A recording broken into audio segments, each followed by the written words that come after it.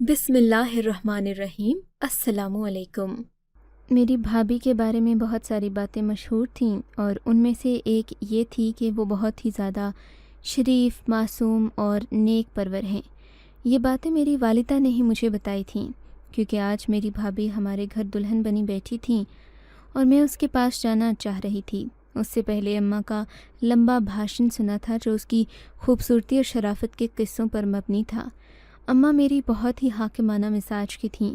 उन्हें मेरे भाई के लिए एक ऐसी लड़की चाहिए थी जो कि उनकी सारी बातें माने, चूँ चरा ना करे, अल्लाह मियाँ के गाय की तरह हर वक्त घर के कामों में लगी रहे। फ़ी ज़माना ऐसी लड़की मिलना मुश्किल था, मगर अम्मा ने आखिरकार सुरैया खाला की मदद से ऐसी लड़की ढूंढ ही निकाली। पर मुझे ऐसी लड़कियों पर एतबार नहीं था। मैं शुरू से ही अम्मा को ये कह रही थी कि अम्मा, मुझे ये घर वाले, ये लड़की, ये सब ठीक नहीं लगते। मगर अम्मा ने मेरी एक न मानी। बोली कि लड़की बहुत शर्मो हया वाली है, तुम देख लेना, जब उसकी नज़र तुम पर पड़ेगी ना, तुम उसकी आंखों में ही बहुत सारी मोहब्बत, इज़्ज़त, एहतराम देखोगी। मगर ऐसा होना ही कब था। मेरी भाभी मोहतरमा जब रुखसत होकर हमारे घर आईं तो इन्होंने काली चादर से घूंघट ओढ़ा हुआ था। सब लड़कियों ने हटाने का कहा, लेकिन दुल्हन वाले साफ मुकर गए। बोले कि हम लड़की का घूंघट नहीं हटाएंगे। घूंघट हटाने का हक सिर्फ शौहर को होता है और वो जब दुल्हन के पास आएगा तो खुद ही हटा देगा। ये बात मुझे अजीब सी लगी थी। अम्मा ने तो कहा था कि दुल्हन बहुत खूबसूरत है, मैं सब गांव वालों को दिखाऊंगी। मगर यहाँ तो लड़की अपने चेहरे से घूंघट उठाना ही नहीं चाहती थी, ना ही किसी को अपना चेहरा दिखाना चाहती थी। मैंने अम्मा से पूछा कि अम्मा, ये क्या तमाशा है? हम तो सबको दुल्हन दिखाना चाहते हैं, मगर ये मोहतरमा अपने सर पर काली चादर ओढ़े बैठी हैं। अम्मा ने कहा, मैं खुद बात करती हूँ। मगर जैसे ही अम्मा दुल्हन के पास गई तो वो और सिमट कर रह गई। बोली कि मैं अपना घूंघट नहीं हटाऊंगी, वरना ये बदशगुनी होती है। हमारे यहाँ इसे बहुत बुरा समझा जाता है। अम्मा उसकी बात पर हंस पड़ी और मुझे कहने लगी, अरे बेटी, मुझे लगता है कि बहू बहुत शर्मीली है, तुम रात होने दो, जब सब मेहमान चले जाएंगे तो हम खुद इसका घूंघट खोलेंगे। मैंने कहा, माँ ठीक है, आप जैसा कहेंगी वैसा ही होगा। लेकिन मुझे उस लड़की के तेवर ठीक नहीं लग रहे थे। उसकी आवाज़ एतमाद से भरपूर थी। वो बोलती तो लगता जैसे कोई औरत बात कर रही है, लेकिन फिर इतना शर्माना लजाना मेरी समझ से बाहर था। खैर, मेहमानों को जाते हुए कौन सा वक्त लगना था। मेहमान भी चले गए, अब सिर्फ हम और कुछ लोग ही रह गए थे जो कि भाभी के घर वाले थे। मैंने कहा, भाभी के चेहरे को सभी को दिखाना चाहिए, मगर लड़की वालों ने फिर शर्त रखी कि जब तक लड़का नहीं आता तब तक हम लड़की का चेहरा नहीं दिखाएंगे। अब यही तो मसला था। भाई बाहर दोस्तों में मसरूफ़ था। अम्मा कहने लगी कि छोड़ो, ज़िद नहीं करते, जब तक अमजद आता तब तक हमें सब्र कर लेना चाहिए। लेकिन अमजद ने कहाँ आना था, वो तो अपने दोस्तों में मसरूफ़ था। यूँ रात के 12 बज गए, हम लोगों को सोने के लिए जाना पड़ा। जाहिर है अब हम इतनी देर इंतज़ार तो नहीं कर सकते थे। मैं अपने कमरे में ही थी कि भाई घर में दाखिल हो गए। मुझे बड़ी खुशी भी हुई। मैंने उस वक्त अम्मा से कहा कि चले अब जाकर अपनी भाभी का घूंघट उठाते हैं। अम्मा बोली कि ये लम्हात मियाँ बीवी के होते हैं, हमें इसमें दखल अंदाज़ी नहीं करनी चाहिए, और वैसे भी वो लड़की बहुत शर्मीली है, अगर इसे सब लोग घेर लेंगे तो वो बहुत अजीब सा महसूस करेगी। मैं उसकी आदत को जानती हूँ। वो खाना भी चिड़िया की तरह खाती है और बोलती भी बहुत कम है, तो इसी वजह से उसने अपना चेहरा नहीं दिखाया होगा। दुल्हन वाले रिश्तेदार चले गए थे, अब घर में सिर्फ हम लोग रह गए थे। फिर अम्मा को अचानक कुछ बात याद आई। कहने लगी, अरे मैंने तुम्हें दूध तो दिया ही नहीं, जाओ दूध के 2 गिलास हैं, जाकर एक भाभी और दूसरा भाई को दे आओ। और हाँ, खबरदार अगर उसका चेहरा देखने की जिद की, बहुत दिन पड़े हैं, हम बाद में देख लेंगे, वो कौन सा इस घर से भागी जा रही है। अम्मा के कहने पर मैंने दूध वाले गिलास ट्रे में रखे और भैया के कमरे की तरफ जाने लगी। अम्मा की हिदायत मुझे याद थी, मगर फिर भी मेरे दिल में तजस्सुस था। मैंने सोचा था कि मैं भाभी का चेहरा ज़रूर देखूंगी। तभी मैं एहतियात से दरवाजे के करीब खड़ी हो गई, मगर दरवाजे से अंदर से आवाज़ें आने लगीं। लगता था कि भाई खुश नहीं है। तभी दरवाज़ा खुला। भाई मुझे अपने सामने देखकर बहुत परेशान हुआ। बोला, सादिया मेरी बात सुनो, मैं तुम्हें कुछ बताना चाहता हूँ। मैंने कहा, जी भाई। भाई मुझे दूसरे कमरे में ले गया, अकेले में बिठाकर कहने लगा, तुम मेरी बहन हो, मैं तुमसे ये बात करना तो नहीं चाहता, लेकिन क्या करूँ, मजबूरी है। मुझे अम्मा से भी लाज आती है, تم ہی بتاؤ کہ میں اس لڑکی کا کیا کروں۔ میں جیسے ہی اس کے قریب گیا تو اس نے رونا اور پیٹنا شروع کر دیا۔ کہہ رہی ہے کہ میں تمہارے قریب نہیں آنا چاہتی، مجھے ہاتھ بھی مت لگانا، میں اگر تم ایسا کرو گے تو خودکشی کر لوں گی۔ اب تم ہی بتاؤ کہ میں کیا کروں۔ بھائی کی بات سن کر میں بھی بڑی حیران ہوئی۔ میں نے کہا بھائی تم کیوں فکر کرتے ہو، چلو ہم اماں کے پاس چلتے ہیں، ویسے بھی تو یہ اماں ہی کی چہیتی ہے، وہی بتائیں گی کہ یہ لڑکی ایسا کیوں کر رہی ہے۔ میں نے بھائی کو سمجھایا، پھر میں اور بھائی دونوں اماں کے کمرے میں چلے گئے۔ اماں تیار بیٹھی میرا انتظار کر رہی تھیں، مجھے دیکھ کر بولی بہت دیر ہو گئی ہے سعدیہ، اب سو جاؤ۔ میرے ساتھ بھیا کو دیکھ کر اماں کا ماتھا ٹھنکا۔ تم کیوں آئے ہو یہاں، اپنی دلہن کے پاس جاؤ نا۔ اماں کی بات سن کر بھیا سامنے صوفے پر بیٹھ گئے۔ مجھے اشارہ کیا کہ میں اماں کو ساری بات بتاؤں، تو میں نے لفظ بلفظ یہ بات ماں جی کو بتا دی۔ ماں جی، وہ لڑکی تو بھائی کو شوہر کے طور پر قبول نہیں کرنا چاہتی، وہ کہتی ہے کہ مجھے ہاتھ مت لگانا ورنہ میں خودکشی کر لوں گی۔ اماں میری بات سن کر حیران ہی رہ گئیں۔ بیٹی ایسا کیسے ہو سکتا ہے، وہ شریف اور دیندار گھرانے کی لڑکی ہے، میں مان ہی نہیں سکتی۔ میرے ساتھ چلو، ضرور تم لوگوں کو کوئی غلط فہمی ہوئی ہوگی۔ میں نے کہا ٹھیک ہے، اگر آپ کو لگتا ہے کہ ہمیں کوئی غلط فہمی ہوئی ہے تو آپ ہمارے ساتھ چلیے۔ بھائی بھی اس بات پر تیار تھا، کیونکہ لڑکی نے کوئی عام بات نہیں کی تھی، اس نے اپنی جان دینے کا کہا تھا، اور اس کے مطابق اگر اس کی مرضی کے خلاف کوئی بھی کام ہوا تو وہ اپنی جان دے کر ہم سب کو بدنام کر دے گی۔ جیسے ہی ہم لوگ بھابھی کے کمرے میں پہنچے، اماں نے پہلے کہا کہ میں اندر جا کر اس سے بات کرتی ہوں۔ میں اور بھیا دروازے کے قریب کھڑے ہو کر باتیں سننے لگے، مگر اندر سے کوئی آواز نہیں آ رہی تھی۔ بھابھی نے ابھی تک گھونگھٹ اوڑھے رکھا تھا۔ پھر کافی دیر بات چیت چلتی رہی۔ اماں باہر آئیں تو وہ بہت خوش تھیں، بلکہ خوشی سے نہال ہو رہی تھیں۔ میرے بھائی کی بلائیں لیتے ہوئے بولیں، ارے بیٹا، تم اللہ کا شکر ادا کرو کہ تمہیں اتنی حیادار بیوی ملی ہے، تم سوچ بھی نہیں سکتے تمہاری زندگی کتنی پرسکون گزرے گی۔ ارے میں اس لڑکی کو شروع سے جانتی ہوں، تم جانتے ہو کہ یہ تم سے کیوں ایسی باتیں کر رہی تھی؟ مجھے لگتا ہے کہ یہ کسی اور کو پسند کرتی ہے اس لیے۔ بھائی نے کہا تو اماں غصہ ہو گئیں۔ ارے بیوقوف، ایسی بات نہیں ہے، وہ تم سے لجا رہی تھی، شرما رہی تھی۔ جانتے ہو اس نے مجھے کہا ہے کہ اماں جی آپ آج رات میرے ساتھ سو جائیں، میں کل سے اپنے شوہر سے بات چیت شروع کر دوں گی۔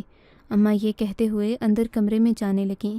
میں جانتی ہوں نا اپنی بچی کو، وہ بہت شرمیلی ہے، تمہیں دیکھ کر گھبرا گئی ہوگی، اور تم لوگ بھی اس بات کا غلط مطلب لے بیٹھے۔ اس نے کہا ہے کہ ایسی تو کوئی بات نہیں، آپ میرے ساتھ سو جائیں، میں کل سے دیکھ لوں گی سب کچھ۔ اماں یہ بات کہہ کر اندر دروازہ بند کر کے چلی گئیں۔ میں اور بھیا ایک دوسرے کا منہ دیکھتے رہ گئے۔ بھائی بولے، اماں کو یہ لڑکی بیوقوف بنا رہی ہے، جبکہ مجھے خود بھی ایسا ہی محسوس ہو رہا تھا۔ ہماری ماں سیدھی سادی تھیں، مجھے تو اماں سے چالاک وہ لڑکی خود لگتی تھی جس نے یہ سب ناٹک کر کے اماں کو اپنے شیشے میں اتارا تھا۔ آ کر سو گئے تھے۔ صبح میری آنکھ کھلی تو مجھے سب سے پہلے اماں سے ملنے کا شوق تھا کہ دیکھوں تو صحیح آخر وہ کیا کہتی ہیں۔ تبھی میں بھائی کے کمرے کی طرف چلی گئی۔ میرا خیال تھا کہ اماں اب تک جاگ گئی ہوں گی۔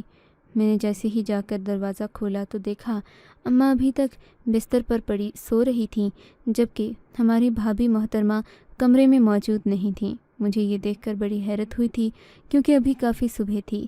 اماں صبح جلدی اٹھ جایا کرتی تھیں، مجھے معلوم نہیں تھا کہ یہ لڑکی بھی صبح سویرے اٹھ جائے گی۔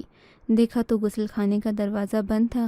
میں وہیں بیڈ پر بیٹھ کر اس کا انتظار کرنے لگی۔ 10 منٹ بیٹھی رہی، 20 منٹ گزر گئے، مگر وہ باہر نہیں آئی۔ اب مجھے تشویش ہونے لگی تھی۔ میں نے جھنجھوڑ کر اماں کو جگایا، اماں اٹھو نا، صبح ہو گئی ہے، آپ تو جلدی جاگ جاتی ہو۔ ہاں بیٹی، جاگ تو جاتی ہوں، مگر آج آنکھ نہیں کھلی۔ اماں ہڑبڑاتے ہوئے اٹھ بیٹھی تھیں، پھر گھڑی پر وقت دیکھنے لگیں۔ تمہارے ابا کیا دفتر چلے گئے؟ نہیں اماں۔ دیکھنے لگیں، تمہارے ابا کیا دفتر چلے گئے؟ نہیں اماں، وہ تو ابھی نہیں گئے، صبح زیادہ نہیں ہوئی، آپ فکر نہ کریں، میں نے آدھا ناشتہ بنا دیا ہے۔ میں نے اماں کو جگایا تو وہ بیڈ پر نظریں دوڑانے لگیں۔ یہ لڑکی کہاں گئی؟ رات کو بھی میں بہت زیادہ پریشان ہوئی اس کی وجہ سے۔ یہ نیند میں باتیں کرتی ہے، اس کی عادت ہے، یہ بہت بڑبڑاتی رہتی ہے۔ مجھے لگتا ہے کہ کوئی پریشانی ہوگی، شاید گھر والوں کی یاد آ رہی ہوگی۔ یہ کہہ کر اماں اٹھ کر اپنے کمرے میں چلی گئیں، جبکہ میں اسی کمرے میں بیٹھی بھابھی کے کپڑوں کا جائزہ لینے لگی۔ میں نے دیکھا بھابھی اپنے میکے سے بھی کافی چیزیں لے کر آئی تھیں، اور ان کے کپڑوں میں میک اپ کا سامان بھی رکھا تھا۔ خیر میں اس طرح کی باتیں کر کے اپنے آپ کو بدگمان نہیں کرنا چاہتی تھی۔ تھوڑی ہی دیر کے بعد واش روم کا دروازہ کھلا۔ بھابھی کی نظریں مجھ سے ٹکرائیں تو وہ حیران پریشان رہ گئی، جیسے مجھے یہاں کھڑا دیکھ کر انہیں اچھا نہ لگا ہو۔ میں نے انہیں پہلی بار دیکھا تھا۔ بھابھی لیجیے، میں نے کہا تو وہ بولی، ہاں تم جاؤ میں آتی ہوں۔ اس نے عجیب سا لباس پہن رکھا تھا اور کوئی پردہ بھی نہیں کیا تھا، حالانکہ اماں کمرے میں سوئی تھیں۔ بھابھی کو چاہیے تھا کہ وہ مناسب کپڑے پہنتی، سر پر چادر رکھتی، مگر وہ غسل خانے سے نکلی تو کسی ہیروئن کی طرح تھی۔ میں اسے دیکھتی ہوئی کمرے سے باہر چلی گئی۔ کچن میں جا کر دیکھا اماں بقیہ ناشتہ بھی بنا چکی تھیں۔ ناشتہ میز پر لگ چکا تھا۔ اتنے میں بھائی بھابھی بھی آ گئے۔ اب اماں کا اصل مقصد شروع ہو چکا تھا، کیونکہ ان کا خیال تھا کہ وہ اس لڑکی سے گھر کے سبھی کام کروائیں گی، یا کم از کم نوکری پر بھیجیں گی تاکہ گھر کا خرچہ چلتا رہے۔ اماں نے کوئی لحاظ نہیں کیا، ناشتے پر ہی اس سے مخاطب ہو کر کہنے لگیں، بیٹی میں سوچ رہی تھی کہ زیادہ تکلف نہیں کرنا چاہیے، تم آج سے ہی اس گھر کا کام سنبھال لو۔ میں اماں کی بات سن کر اس کے چہرے کے تاثرات کا جائزہ لینے لگی۔ تب تو جیسے اس کے حلق میں نوالا اٹک گیا۔ ماں جی میں نے کبھی گھر کے کام کیے نہیں ہیں، اٹک گیا۔ ماں جی میں نے کبھی گھر کے کام کیے نہیں ہیں، وہ بولی تو اماں ہکا بکا رہ گئیں۔ کیا مطلب بیٹی؟ تمہاری ماں تو کہتی تھی کہ تم سبھی کام کرتی ہو، پھر محلے میں بھی تمہاری تعریفیں ہیں۔ جی اماں جی، تعریفیں تو میری بہت ہیں، لیکن میں گھر کے کام نہیں کرتی۔ میں بڑی حویلی میں کام کرتی ہوں، وہاں پر باغات کا اور دوسرے تیسرے کام جو کہ باقی عورتوں سے نہیں ہوتے وہ میں کرتی ہوں۔ اس کے بدلے میں وہ لوگ مجھے اچھی خاصی تنخواہ دیتے ہیں، 10,000 روپے مجھے ماہانہ ملتا ہے۔ بھابھی یہ کہہ کر خاموش ہو گئیں تو اماں بھی متاثر ہوئے بغیر نہ رہ سکیں۔ ٹھیک کہتی ہو تم بیٹی، اگر تم باہر کا کام کر لو تو یہ بھی بری بات نہیں ہے۔ تم تو جانتی ہو میرا بیٹا کتنا ہی کمائے، لیکن گھر کے اخراجات پورے نہیں ہوتے۔ پھر اب تو تم بھی آ گئی ہو۔ میں یہ نہیں کہتی کہ ہم تمہیں خرچہ نہیں دیں گے، لیکن دیکھو اگر تم بھی کمانے لگ جاؤ تو بہت بہتر ہو جائے گا۔ اماں کی بات سن کر اس نے ہاں میں سر ہلایا اور پھر پرجوش انداز میں بولی، کام پر جانا شروع کر دوں گی، مجھے چھٹیاں کرنا ویسے بھی نہیں پسند۔ اچھا یہ تو بہت ہی اچھا ہو جائے گا، مہینے کے آخر میں ہمیں 10,000 روپے تو ملیں گے۔ اماں نے اپنا اصل رنگ دکھانا شروع کیا تھا، مگر بھابھی پر مجھے حیرت تھی کہ وہ نہ ہی اس بات کا برا منا رہی تھی، نہ ہی کوئی اور بات کر رہی تھی جس سے لگے کہ اسے اس بات سے اعتراض ہے۔ اس کا صاف مطلب کہ بھابھی اب بھی کسی کے گھر کی نوکرانی بننے کو تیار تھی، حالانکہ اس کی شادی ہو چکی تھی۔ بہرحال یہ گفتگو ختم ہوئی تو میں نے سوچ لیا کہ میں بھابھی کا سچ جان کر رہوں گی۔ جیسا اماں بھابھی جان کو سمجھتی ہیں وہ ویسی بالکل بھی نہیں تھیں۔ اماں کے ہوتے ہوئے وہ جان بوجھ کر ایسے لہجے میں بات کرتی کہ اماں انہیں خواہ شریف سمجھنے لگتیں۔ بہرحال میں نے سوچ لیا تھا کہ میں بھابھی کی کسی بات پر اندھا دھند یقین نہیں کروں گی۔ اگلی صبح ہوئی تو ناشتے کے بعد بھابھی تیار کھڑی تھیں۔ ماں جی میں حویلی جا رہی ہوں، آپ کو تو پتہ ہے وہاں سب کو میری کمی محسوس ہوتی ہے، میں نے وہاں کا کافی کام سنبھال رکھا تھا۔ بھاگتا تھا کہ بھابھی نے اب بھی بھائی کو قبول نہیں کیا۔ اماں بھابھی کو اکیلا جاتا دیکھ کر بولی، ارے بیٹی تمہاری نئی نئی شادی ہوئی ہے، وہ لوگ کیا کہیں گے کہ تم اکیلی ہی کام پر آئی ہو۔ چلو میں تمہارے ساتھ چلتی ہوں، تمہیں چھوڑ کر آتی ہوں۔ نہیں ماں جی میں چلی جاؤں گی، اس کی کوئی ضرورت نہیں ہے۔